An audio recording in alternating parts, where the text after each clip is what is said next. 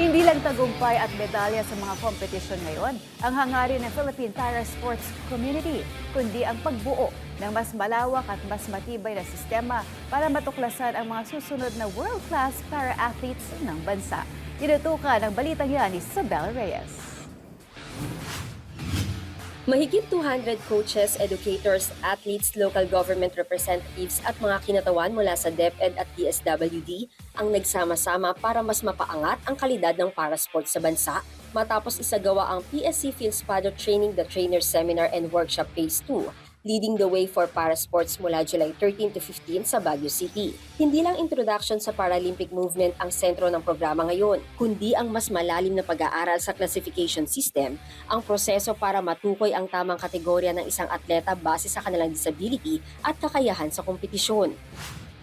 Last year's program, unang-una ginagawa natin is to create awareness, information, and introduction to para-sports, the Paralympic movement. So this time around, we're trying to, gusto namin maidagdag at emphasize yung classification. Ayon kay Philippine Paralympic Committee at PhilSPADO President Mike Barredo, mahalaga ang classification dahil ito ang pundasyon ng disability sports. Kasabay nito, tinuturuan din ang mga kalahok tungkol sa rules and regulations upang mas dumami ang mga coach at technical officials na may sapat na kaalaman sa iba't ibang disiplina.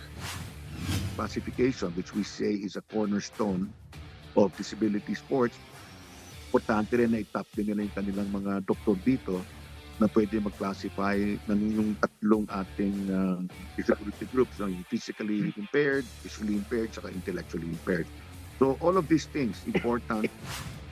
Sa tulong ng Baguio City Government at ng Persons with Disability Affairs Office, target ng programa na magkaroon ng mas matatag na grassroots para sports program sa Cordillera Region. Ilan sa mga potensyal na atleta ang natutulungan ng matukoy sa pamamagitan ng mga coach na kalahok sa programa, habang ginagamit din ang mga available na sports facilities sa lungsod. There's a lot of potential and we have training centers here like the teachers camp, and we just had a meeting with the mayor's office.